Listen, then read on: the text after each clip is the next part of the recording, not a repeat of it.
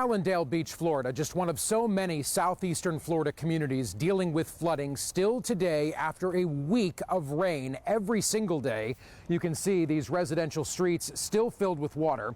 It is very slowly receding. The operative word is slowly. You can see cars going nice and slowly. That's what you should be doing in this, so water doesn't come up in the form of wake and waves and go into people's homes. And these homes did have water in them. It's remarkable to think 19.39 inches of rain has fallen since Monday, and we could still see another inch between today and Saturday. Only a quarter of an inch of rain will make these floodwaters rise again. In Hallandale Beach, Justin Michaels, the Weather Channel.